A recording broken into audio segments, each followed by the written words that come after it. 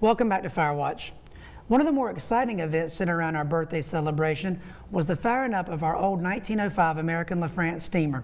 Now, this is the first time in 83 years that this steam engine has pumped water. And joining us today to talk about this is Assistant Chief of Operations, Bert Richards. Chief, thanks for joining us on FireWatch. Thank you, Ron. Glad to be here. Okay, so the 1905 steamer, it's the first time in 83 years it's been fired up. How did the idea come about that it should be fired up for the Centennial?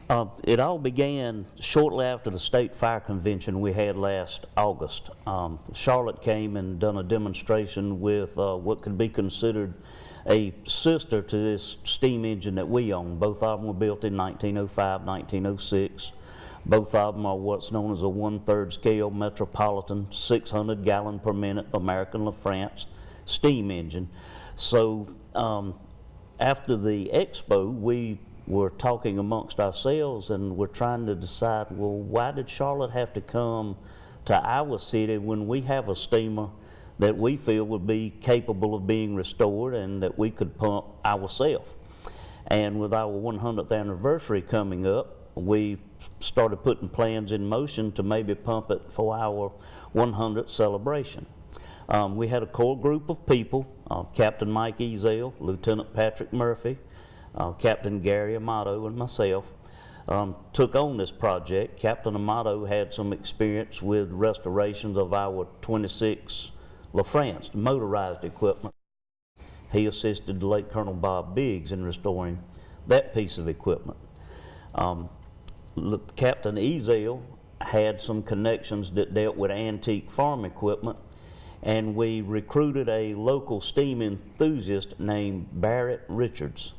And Barrett actually does restoration of old railroad locomotives. So he was kind of our tutor and came by and pointed us in the right direction on what repairs we needed to make on the steam engine, whether he thought it would be a viable option to have it pumped, and just basically whether the boiler was in good enough condition to actually build a fire in it and build steam pressure.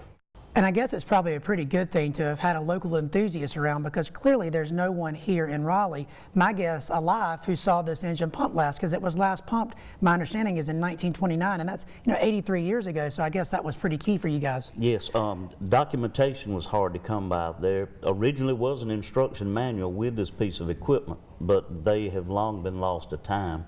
We did find a steam pumper's handbook that was kind of a generic guide for the pumping of antique fire apparatus. So that could tell us the basic functions, but each one of them has its certain little differences, if you will. Right. So it was made in 1905, and here we are in 2012. Clearly, boiler code has changed. My understanding also is that you had to go through the Labor Department to get this boiler certified to show that it was safe to be out in public and for people to actually use it. Is that the case? Yes, it is a pressure vessel, and it did require a boiler inspection from the Department of Labor. The Labor Commissioner was very helpful, the Chief Boiler Inspector with the state, our local inspectors.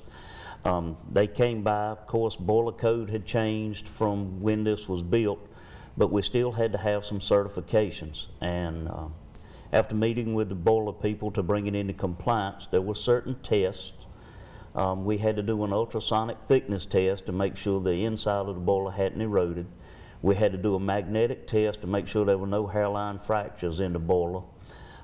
We had to do a hydrostatic test up to 120 psi. Just to make sure the boiler itself would hold. And we had to put a factory set pressure regulator on it with a maximum pop-off of 75 psi. So there was no way we could overpressure the boiler and actually damage it. This particular style of boiler is known as a water tube boiler. So if you have a catastrophic failure, it's not like the entire tank would explode.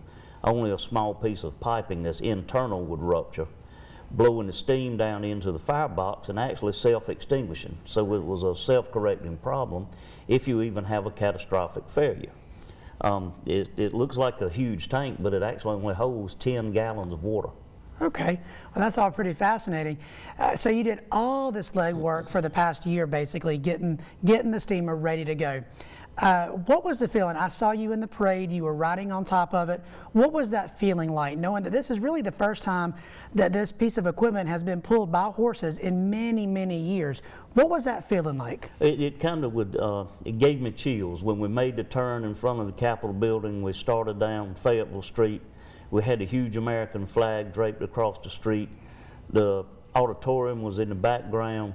The sidewalks were lined with people. It couldn't help but give you chills. You sit there and think, when was the last time this particular piece of equipment was drawn by horses down this particular street? What kind of incident were they en route to? Who was riding this piece of equipment? And they were not at parade pace either. They had those horses in a full gallop, pulling a 9,000-pound boiler behind them. So it was a little overwhelming when we first made the turn down Fayetteville Street. That's pretty exciting. And then you got it to where you were going to do the pumping demonstration. Take us through what was going through your head maybe then, the folks on the committee who put this together. What was that feeling like, firing it up and actually seeing water come out for the first time in 83 years? Well, we're dealing with a very old piece of equipment, so there's always the chance that something will break or not work exactly like it was intended to. And we just were very methodical. We had done a practice firing a couple of weeks before to make sure all of our procedures were in place. We knew how to do an emergency shutdown should that come about. We knew how to relieve excess steam pressures if we needed to. But still, there's always that moment of apprehension when you're building up to your starting pressure. You open that throttle and you finally see that old piston pump start moving slowly at first, and then just gaining speed as you can continue to build steam pressure. It's gratifying because there's always that little moment of uncertainty dealing with a piece of 100-plus-year-old equipment on whether is it going to pump this time or. And so it uses the wood shavings to get going. It's fired by coal. Coal burns hotter than wood, and eventually, you're getting the steam build up. You see a little bit of the black smoke coming out from the coal burn off, and then you start to see the steam pressure build, and then before you know it, you've got water coming out of the other end. Absolutely. When it was all said and done, after you shut it down, what were just some of the things that you and your committee talked about together? I mean, what was that moment like? Well, it was the sense of accomplishment. We were running out of time. We had the wheels off of the steamer as recently as the Wednesday before the celebration. Old wooden wheels, they would dry out, so you soak them in water to swell them back up. So it was down to the wire to have this thing back up and running. So it was a sense of relief. It was a sense of accomplishment. And we just sat there and looked at each other and smiled, pat each other on the back, and good job. Well, I do think for many people who came, that was one of the highlights of the event, was to see such an old piece of equipment doing what it did 100 years ago in the city where it did it. And we thank you to you and to the folks on your committee who did all this work to bring this piece of equipment back to life. So thank you, Chief, and thank you for joining us. Thank you, Ron.